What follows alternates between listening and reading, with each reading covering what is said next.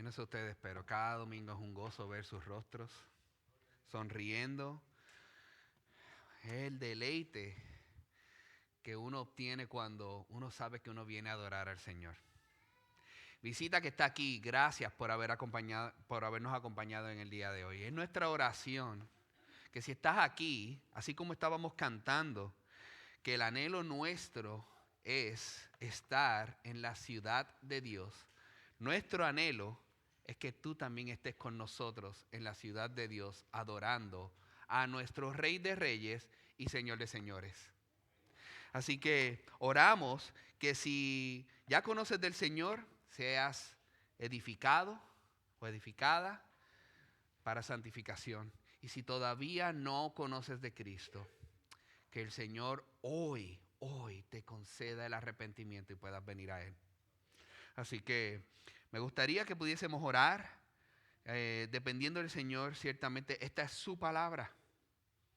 Y queremos que sea Él el que nos hable a nosotros. Padre, venimos delante de ti. Agradecido, Señor, por quien tú eres. Agradecido, Señor, porque tú eres un Dios que te has comunicado, te has revelado, te has manifestado para que nosotros te conozcamos a ti. Y no tan solo para saber de tu existencia, sino te has expresado a través de tu palabra para que a través de ella, a través de la verdad que hay en ella, que es tu palabra, nosotros tengamos vida y vida en abundancia por los méritos de Cristo. Oh Señor, no me permitas hablar de mi sabiduría que no lleva a nada. Permite que sea tu sabiduría, porque tu sabiduría es la que transforma. Es tu sabiduría la que restaura matrimonios. Es tu sabiduría la que reconcilia relaciones. Es tu sabiduría la que produce cambios permanentes. Y es tu sabiduría la que nos mueve a nosotros para ser obedientes y reflejar la gloria de Cristo en tu iglesia local, unidos como uno solo. Gracias, Padre. Todo esto te lo pedimos en el nombre de Jesús. Amén. Llevamos un tiempo hablando de Nehemías y hemos llegado ya a la conclusión. Estamos en nuestro último capítulo de Nehemías, el capítulo 13. Y hemos visto a través de todo este panorama que cómo el libro de Nehemías cumple una parte importante a través de la historia de la Biblia que nosotros vemos, que es esencial, que cumple una parte importante para preservar específicamente al pueblo judío, de quien vendría la descendencia de nuestro Salvador para toda la humanidad. Un pueblo que estuvo capturado, fue rescatado y regresó a su tierra, pero también restauró la casa de Dios, casa de adoración. Y una nación que iba a ser el modelo, el ejemplo para todas las otras naciones. Esta nación fue restaurada y se ve en ella que no tan solo fue en lo externo, su propósito era que querían regresar a la palabra de Dios, a la comunicación pública de la palabra de Dios, la importancia de la comunicación pública de la palabra de Dios. Y cuando esa palabra es expuesta, produce dolor. Dolor porque muestra la imagen de su condición, de los pecados que ellos han cometido, pero ese dolor produce arrepentimiento, humillación y la convicción de hacer un pacto, de revalidar su pacto, no crear uno nuevo, sino ellos revalidar ese pacto con Dios. Y ese pacto era comunicar esas verdades, que ellos serían y se convertirían y seguirían siendo una nación santa, separada para Dios. Lo comunican públicamente, oran, festejan. ¿Qué más necesitamos? Ahora, yo no sé ustedes, pero si alguna vez usted ha comprado una casa o ha tenido una casa o va a un apartamento y lo renta, uno piensa, ya lo tengo, donde dormir. Pero una vez tú tienes una propiedad, ¿qué sucede? ¿La obra termina ahí? No. Comienzan a haber averías, grietas, y es algo que tú dices, nunca se acaba la obra del mantenimiento de este hogar. Uno dice, debí haberme comprado una casa. Tanto trabajo que hay que hacer para poder mantenerla. Y ciertamente lo continuamos haciendo con gozo y con alegría porque es un regalo de Dios. Asimismo, también, aún siendo una nación restaurada, restablecida, los pactos otra vez levantados, la obra de Dios no termina. Todavía en el tiempo de esta nación, Cristo todavía no ha llegado. Y ellos estaban siendo restaurados para continuar preparándose a la llegada del Mesías, el Salvador del mundo, que un día llegaría. Y con esa expectativa, ellos tienen que prepararse. De hecho, precisamente es por eso que le doy el título de este sermón: la obra de Dios no termina. La obra de Dios no termina.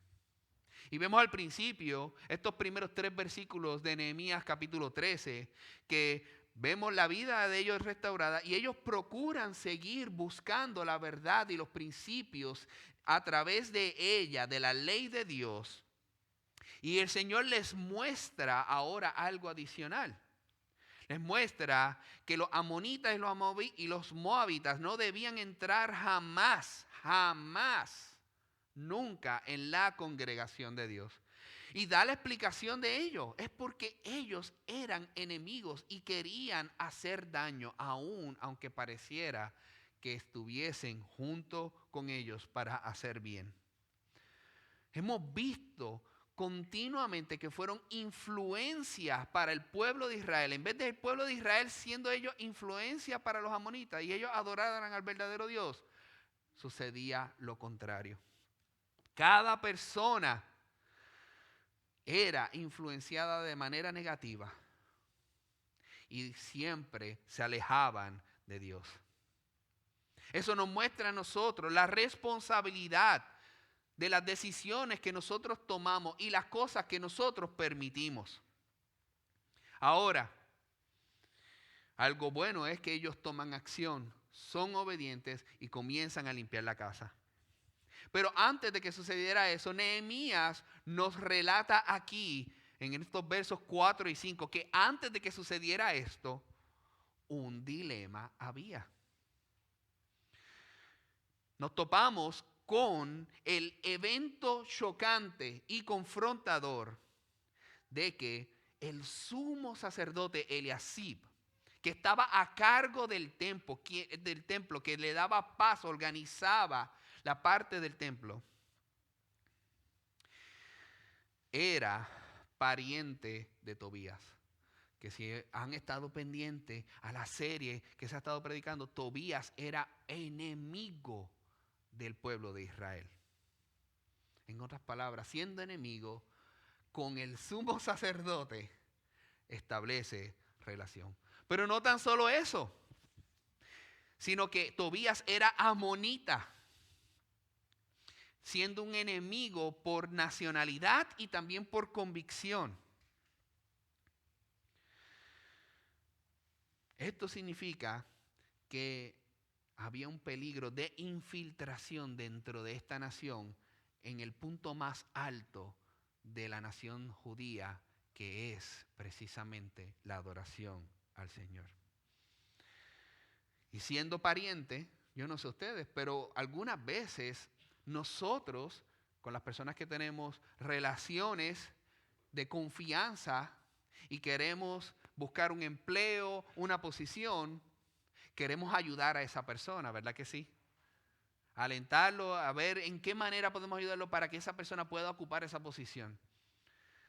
Le damos en cierto sentido preferencia a personas desconocidas.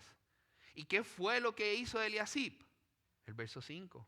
Le había hecho una gran cámara en la cual guardaban las ofrendas, el incienso, los utensilios, el diezmo, el grano, el del vino y del aceite que estaba mandado para dar a todos los servidores del templo. En otras palabras, no tan solo le consiguió un cuarto, sino que él tenía del acceso a todo lo que se utilizaba para el servicio de Dios. ¿Están viendo el peligro? Esto nos muestra a nosotros que cuando nosotros nos unimos en un yugo desigual, nuestros valores, nuestros principios terminan siendo comprometidos. Pueden ser comprometidos. Pero no tan solo eso, sino que en el templo, la representación de este templo físico, a la luz del Nuevo Testamento, nuestro nuevo templo es ¿cuál? Nuestro cuerpo. Eso también nos enseña a nosotros el principio y la verdad de que cuando nosotros comenzamos a unirnos con cosas que no le rinden adoración a Dios, nosotros nos podemos convertir personalmente en personas idólatras también y contaminarnos. Tenemos que tener cuidado con las cosas que vemos, con las cosas que oímos y con quién nosotros nos relacionamos. Porque podrían ser catastróficos para nuestras vidas. Y a todas estas, Nehemías no sabía de esto. ¿Por qué razón? Los versos 6 y 7 nos muestran que ya Nehemías, su tiempo como gobernador había pasado y él había regresado a su rey para continuar sirviéndolo. Nehemías sirvió como gobernador al pueblo de Israel por 12 años a esta nación. Y se regresó cumpliendo su palabra, como vemos precisamente en el capítulo 2, cuando Nehemías le presenta el plan de restauración al rey. ¿Cuánto tiempo? Este es el tiempo y regreso a ti a servir. La Biblia nos dice aquí que al cabo de unos días pedí permiso al rey para volver. Pero en realidad una traducción que nos enseña más preciso es que se refiere a pero después de algún tiempo. Muchos comentaristas han llegado a la conclusión de que este tiempo pudo haber pasado entre 2 a 7 años después de él ser gobernador. Así que le dio tiempo para que estas relaciones se establecieran y se dañaran nuevamente, lamentablemente. Así que cuando él regresa, se topa con la gran sorpresa de esta decisión de que el sacerdote Eliasib tomó, no tan solo establecer relación con su familia, con este enemigo, sino que lo quiso favorecer. Aún conociendo y recibiendo la instrucción a través de la palabra de Dios que no debía de estar allí Tobías. Y no tan solo eso, sino que no tenía la convicción de querer arreglar la situación. No hubo arrepentimiento y no quería corregir el mal que había hecho. Así que, ¿qué hace Nehemías? Llega y tenía tanto coraje que saca los muebles y los lanza afuera, saca afuera Tobías. Y vemos precisamente esta acción de Nehemías prefigurando lo que nosotros vemos de Cristo cuando se encuentra frente al templo y había mercaderes, queriendo utilizar el área de adoración para el Señor como su centro de negocios, buscando sus propios deleites y placeres. Aquí vemos una sombra de lo que Cristo hace y el celo que Él tiene por la casa de adoración al Señor.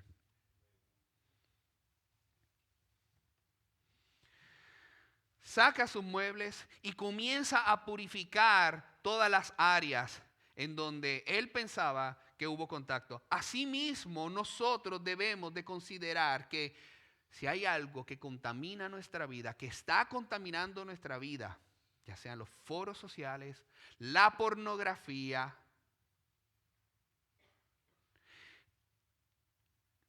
las películas, la televisión, cualquier cosa que influencia mi vida para yo imitar para mal, tomar decisiones drásticas para nosotros purificarnos y santificarnos y traerle gloria a nuestro Señor. Esto es un compromiso genuino con el Señor. Y Nehemías, como hemos visto a través de toda la Biblia, de toda la historia, él estaba comprometido con la verdad y con su Creador y su Salvador. Ahora, no tan solo eso, sino que para sorpresa para él, en este proceso de restauración, ¿con qué se topó? Con que las ofrendas y los diezmos y todo lo que se daba para los trabajadores de este templo estaban ahí guardados y no se estaban administrando, no se estaban dando. ¡Qué sorpresa! Y a consecuencia de ello, ¿qué sucedió? Los servidores se regresaron a trabajar para continuar sosteniendo a sus familias. Lo interesante de esto es que Nehemías no reprende a los levitas que se habían regresado y a los colaboradores y los cantores, sino que él estaba precisamente amonestando a los administradores porque no se le estaba pagando. Si no recibes el dinero, ellos tenían una responsabilidad mayor que era sostener a su hogar y a su familia. Y Dios había establecido una manera de sostenerlo a ellos y a su familia para que pudieran servir al Señor. Es bien similar ahora. Primero servimos en nuestra casa antes que servir en la iglesia. No podemos ser luz aquí en la iglesia y oscuridad en nuestra casa. Tenemos que primero vivir una vida que glorifique al Señor, una vida de devoción al Señor en nuestro hogar, con nuestras esposas, con nuestros hijos, cualquier núcleo de familia que haya. Primero es en nuestro hogar y luego servimos en nuestra iglesia.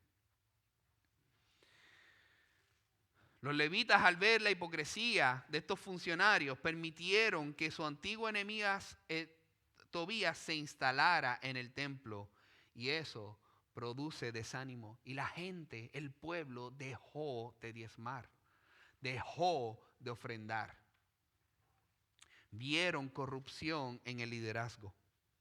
Así que Nehemías decide poner a cargo.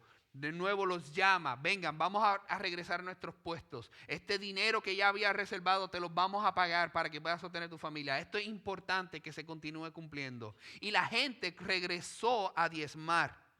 Pero no tan solo eso, sino que cambió los administradores. En este caso, la palabra que utiliza es que utilizó personas fieles. Y en el hebreo esa profundidad, personas fieles, son personas de confianza, de carácter, que no comprometen sus valores y son obedientes a Dios. No dice que son personas talentosas, no dice que son personas contables, no dice que tienen dones para poder administrar el dinero, no, sino que busca establecer personas de carácter piadoso.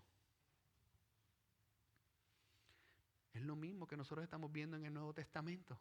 Cuando se escogen pastores, cuando se escogen diáconos, nunca es que tiene un don, sino son personas que son cualificadas por su carácter. Viven para la gloria de Dios. Oran, meditan en la palabra, si tienen esposa, si tienen esposo, primero sirven en su hogar. Instruyen a sus hijos. Los instruyen en la disciplina del Señor. No son personas de doble ánimo, no son personas emocionales, no son personas contenciosas, sino que buscan continuamente reconciliación. Y asimismo con las personas que están alrededor. Y esto es lo que estamos viendo que Nehemías está emulando al instalar personas fieles de carácter. Aunque Nehemías comienza a poner las cosas nuevamente en orden, Nehemías se expresa mirando hacia el futuro con la esperanza de que Dios mire sus obras que son genuinas y su propósito son traerle gloria al único y verdadero Dios. Establece una oración. Esta oración, cuando él dice acuérdate de las obras que he hecho, no es una oración por salvación. ¿Por qué no es una oración por salvación? Porque todos sabemos, y si no lo sabes, te lo digo ahora, no hay nada que podamos hacer para nosotros ganarnos la salvación con nuestro Dios. No hay nada. Puedes hacer todas las buenas obras del mundo y no hay ni una sola cosa, ni la multitud de cosas acumuladas que tú puedas hacer para obtener salvación. Isaías 64:5 nos lo dice a nosotros. ¿Y seremos salvos? Todos nosotros somos como el inmundo y como trapo de inmundicia todas las obras justas. Pueden ser obras justas y aún así, si nosotros estamos esperando que esas obras justas nos ganen salvación, no sirven de nada. Perdiste el tiempo. Ahora, ¿acaso eso significa que nosotros no haremos obras justas como creyentes? No, de ninguna manera les estoy comunicando eso. Lo que sí les estoy comunicando es que sí nuestras obras van a ser juzgadas. Primera de Corintios nos habla sobre ellas. La obra de cada uno será evidente. Porque el día la dará a conocer. Pues con fuego será revelada, serán pasadas por fuego. Si fueron obras genuinas, desinteresadas para yo obtener algún mérito, sino solo para la obra de Cristo, entonces serán como gemas preciosas y pasarán el fuego y serán galardones, premios preciosos. Pero si hubo de alguna manera obras que con el interés de yo ganar orgullo, autosatisfacción, remuneración, esas obras se quemarán como el fuego, con el fuego, sufrirán pérdida. Y muchas veces bromeo que es como si tú pasaras por el fuego con tus obras y se te quema el pelo, las cejas, todo y sales tiznado. Pudiste ser salvo, pero no tuviste nada para ser reconocido. A la misma vez da pena que siendo salvos, si nuestras obras, todo el esfuerzo, el sacrificio que nosotros hacemos para trabajar, que no hayan servido de nada si no fueron obras genuinas de adoración al Señor. Examinemos nuestro corazón, evaluando nuestras obras y que sean un aroma fragante, algo que al Señor le agrade, a nuestro Salvador se deleite, que su valor sea como el oro, como las piedras preciosas, por nuestra gratitud por la salvación que Él proveyó por medio de su muerte para perdón de nuestros pecados. No solamente faltaron al sostenimiento y a la santidad del templo, sino que también el cumplir con las leyes del sábado. Y habíamos hablado anteriormente, y lo repito de nuevo, el sábado puede ser legalista, pero en realidad su propósito es para proteger a Israel. Una nación que lo único que conocía era la esclavitud, la obra abusiva continuamente, sino proveerle a Israel un descanso, pero no para solamente estar relajados, para poder meditar, confiar y conocer al Señor. Esta preocupación por el sábado más bien es un bien para esta nación. Pero ellos decidieron volver a regresar a trabajar. El propósito del sábado era conocer más a Dios, meditar en Él y en su obra. Pero eso hoy día nos sucede a nosotros también. Esto no es un llamado a que nosotros separemos el sábado, sino que nos llenamos la agenda de trabajo continuamente. Y no nos pasa ni el más mínimo pensamiento para nosotros sacar un espacio en nuestras vidas y buscar de Dios y descansar en Él. No estamos sujetos al sábado, pero ni siquiera lunes, ni martes, ni miércoles, ni jueves, ni viernes, ni domingo sacamos espacio para deleitarnos en nuestro Señor y sus obras. Esto es bien similar. Nuestro enfoque está en trabajar y no en crecer en la palabra de Dios. Esto es bien similar a la historia cuando Jesús estaba enseñando y habían estos dos personajes, María y Marta. ¿Los conocen?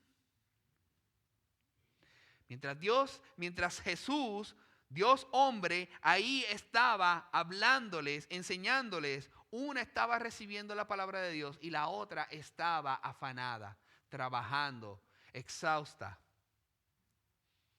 Pero se molestaba porque no le estaban ayudando.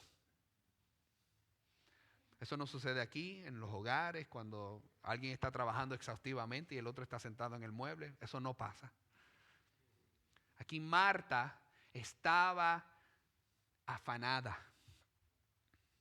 Y le reclama a Jesús, dice: Señor, ¿no te importa que mi hermana me deje servir sola?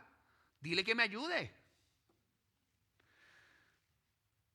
Y Cristo le dice: Marta, Marta, tú estás preocupada y molesta por tantas cosas. Pero una sola cosa es necesaria, es lo más importante, y es: tienes al Hijo de Dios delante de ti y no estás aprovechando el tiempo. María escogió la parte buena y eso jamás le será quitado. Trabajo siempre vamos a tener. Responsabilidades siempre vamos a tener. Pero lo que nosotros podamos invertir para nuestro crecimiento en el Señor, eso permanecerá para siempre.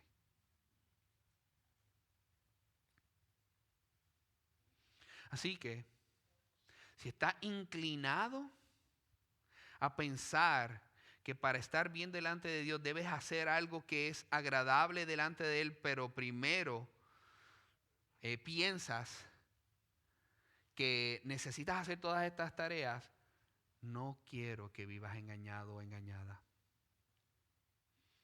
Enfócate en Cristo, en la cruz. Él solo podrá traerte satisfacción. Pero no tan solo eso.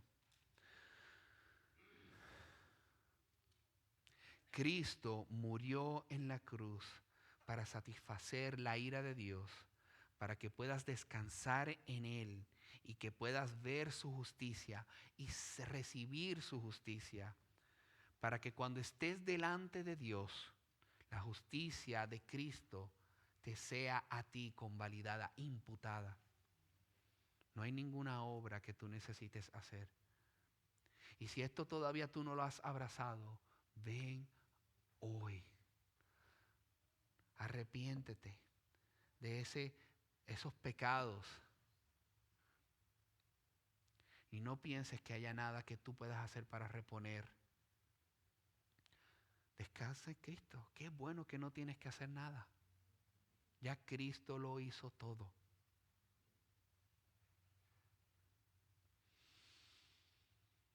Nehemías no tan solo limpió el templo e impuso y restableció el sábado, el descanso. Ahora él comienza a limpiar al pueblo. Los versos 23 al 29. Nehemías observa entonces, después de haber limpiado la casa de Dios, comienza a ver que se estaban mezclando los hombres con mujeres extranjeras. Y Nehemías está en estos momentos, está viendo que hay algo en juego. Esto no es un orgullo nacionalista. No, somos judíos, no podemos mezclarnos con nadie. Aquí precisamente lo que está en peligro, que nosotros estamos viendo, es la palabra de Dios. ¿Y cómo es que mezclándose con mujeres de otras naciones se está viendo afectada la palabra de Dios? El verso 25 nos habla a nosotros que la mayoría de ellos, ya ni siquiera de los hijos de sus descendientes, hablaba el idioma judío. No entendían la palabra de Dios. Las sagradas escrituras aquí están en juego porque no hablaban la lengua de Judá. Y ellos necesitaban poder entender el hebreo para poder continuar, para ellos poder continuar viviendo vidas en obediencia al Señor. No se trata de un elitismo de que hay una nación superior a la otra. Aquí estamos hablando de que esto les afectaría en la manera de ellos pensar, la cultura, en cómo ellos están viviendo. Y Nehemías mismo les trae, los reprende y los maldice. Aquí no es que les está hablando malo. No se equivoquen. Lo que está hablando es precisamente las maldiciones que ya Dios había establecido en Levítico, en Número, en Éxodo, cuando el pueblo judío sale de Egipto.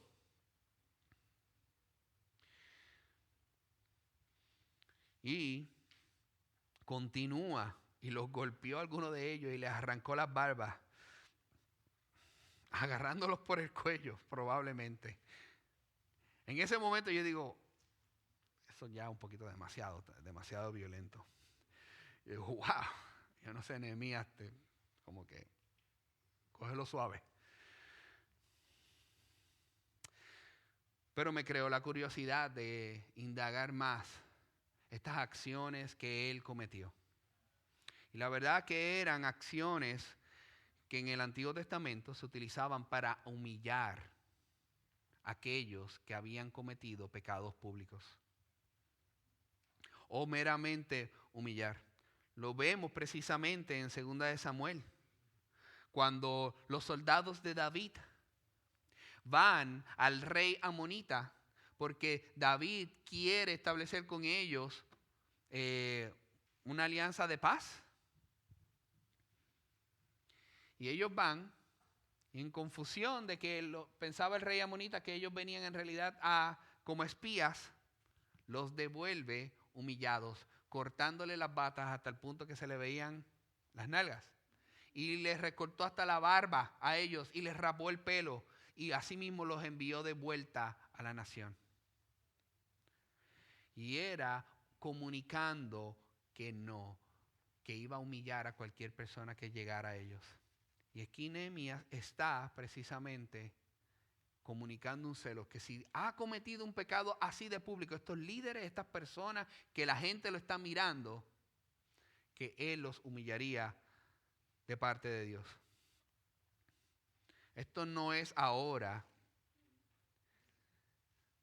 razón para que ustedes ahora le estén alando los pelos y las barbas a las personas. Hay algunos que no tienen pelo y nunca se los van a poder alar. Así que, pero no es que nosotros ahora actuaremos de manera violenta. Y sabremos pronto por qué razón.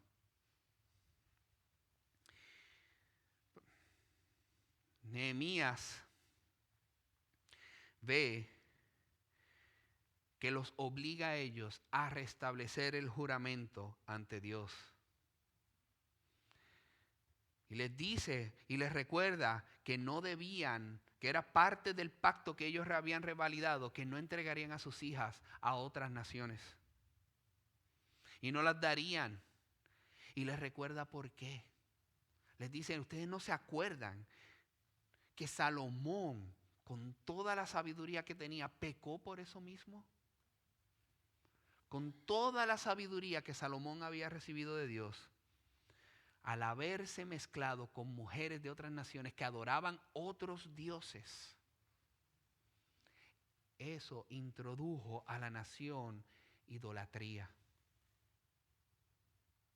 homicidio, porque uno de los altares que levantó Salomón fue el de Moloc, y eso introdujo el homicidio de niños recién nacidos por haberse mezclado con mujeres de otras naciones. Y esto es similar para nosotros hoy día. Si nuestra cosmovisión, si nuestro corazón es de Cristo y nos unimos a una persona o nos relacionamos con una persona que no ha nacido de nuevo, en el momento de tomar decisiones familiares, cada uno lo va a tomar de acuerdo a sus cosmovisiones. Uno va a ser para traerle gloria a Dios y el otro para autosatisfacción. Y eso es sumamente peligroso. Y al principio, superficialmente, parecerán que tienen similares, pero cuando venga la disciplina a sus hijos, la enseñanza a sus hijos, las convicciones sobre lo que es la verdadera institución de la familia, que el hombre y mujer, no hombre con hombre o mujer con mujer, no es feminismo, no es machismo. Los dos tienen el mismo valor delante del Señor, pero Dios estableció unos roles específicos a cada uno para honrar a Dios, para mostrar la imagen de Cristo con su relación a la iglesia. Si nosotros nos unimos a una persona que no tiene la verdadera fe, estamos en peligro, estás en peligro. Asegúrate, busca el consejo de tus pastores. Nosotros no vamos a tomar la decisión, con esta persona te tienes que casar, pero por lo menos busca la sabiduría de decir, esta persona se ve que es creyente o no, no estoy seguro o no estoy segura. Busca la sabiduría de otras personas maduras en la fe que te ayuden a poder discernir eso. Y si no lo es, aléjate, corre, huye. Ahora, esto no es una carta de separación para los que ya están casados. Ya están metidos en el hoyo. Aguanta. Aguanta. Estás ahí. Tu esposo o tu esposa no conoce de Cristo. Ora por su salvación. Sírvele con justicia y con amor y con piedad. Sacrificialmente, creyendo que Dios cambia corazones y lo va a hacer en tu pareja. Con gozo y con deleite. Y sin negociar tus convicciones. Sigue adorando al Señor, sigue viniendo a la iglesia y sigue creyendo. No desmayes.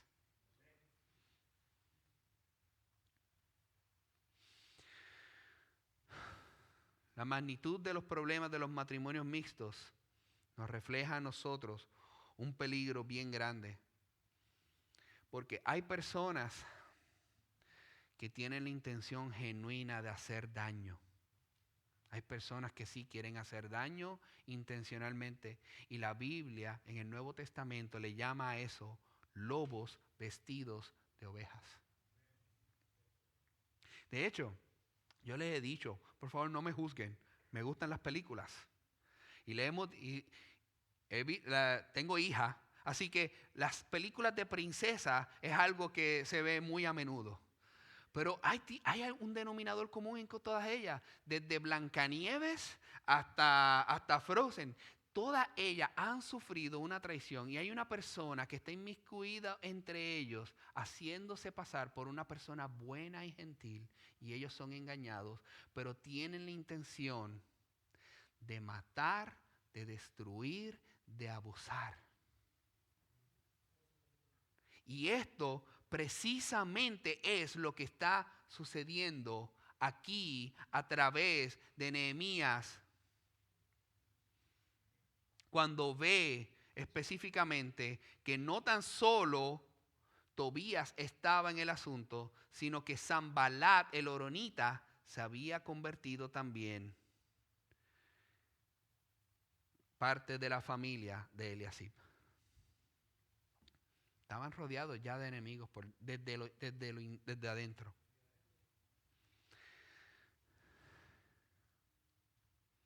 Y Nehemías corrige esto. Nehemías ora de nuevo. Acuérdate de ellos, Dios mío, por haber profanado el sacerdocio, así como el pacto del sacerdocio de los levitas. Nehemías está entregando la justicia a Dios. Señor, haz tú algo porque yo no lo puedo hacer. Y esto es muy revelador. Porque estas personas no se arrepintieron. Y Nehemías los está entregando al Señor. Ahora, con todo esto que nosotros estamos viendo, hay algo que nosotros, con toda la disciplina y la admiración que le podamos tener a Nehemías, Nehemías, con todos sus esfuerzos, quiso restablecer y restaurar la casa de Dios. Pero eso nos muestra a nosotros que no hay nadie que pueda hacer para traerle transformación genuina al ser humano. Solo Cristo. Lo que nos muestra aquí no tan solo es que el cumplimiento para restaurar la casa de Dios y que el linaje llegara hasta Cristo para que Él viniera a cumplir lo que había establecido antes de la fundación del mundo, para morir y resucitar y traer victoria sobre la muerte y sobre el pecado y darnos vida eterna a todos los que nosotros creamos en Él, nos enseña que solo es una obra milagrosa de Dios quien puede cambiar los corazones. Podemos hacer todos los pactos que nosotros quisiéramos y los decimos de boca, pero no va a hacer de nada si no lo hace Dios primero en nuestros corazones. Y esto es la obra de salvación. Pero también, ahora como creyentes, estas cosas que sucedieron, Pablo dice que las miremos y las observemos para que nosotros no cometamos lo mismo. Significa que aún todavía como creyentes nosotros podemos pecar de la misma manera, aún siendo creyentes. En otras palabras, si nosotros no buscamos de Dios, si nosotros no buscamos la verdad en su palabra, si nosotros no tratamos de examinar nuestro pecado para venir a confesarlo a nuestro Señor, arrepentirnos de Él y buscar en obediencia quién es Él, estamos destinados entonces a sufrir por nuestro pecado aquí en la tierra. Así que tengamos la disposición que Pablo dice ya en sus últimos momentos, antes de morir,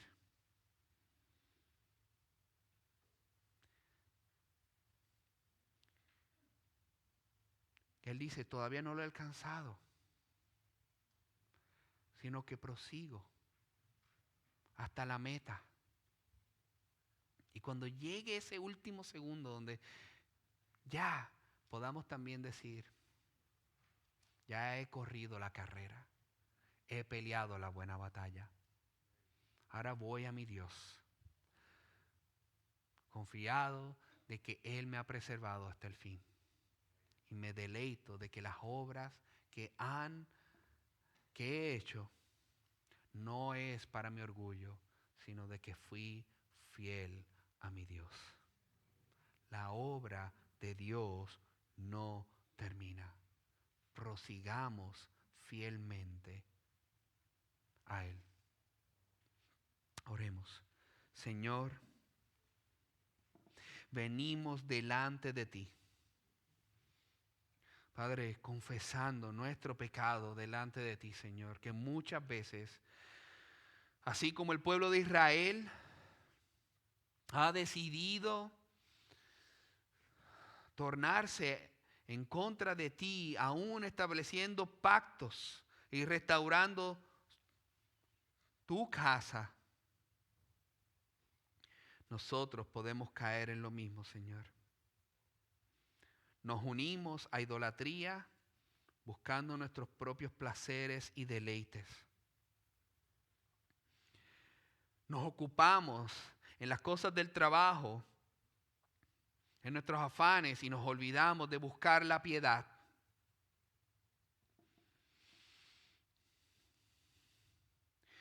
Y buscamos relacionarnos más con las cosas del mundo y con las personas del mundo que con nuestros hermanos en Cristo. Señor, perdónanos. Tráenos la convicción, Señor, a nuestro corazón, a través de tu Espíritu,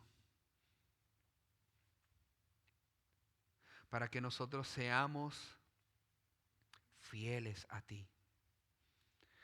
Que no negociemos las convicciones de las verdades de tu palabra, sino que busquemos continuamente y que nos evaluemos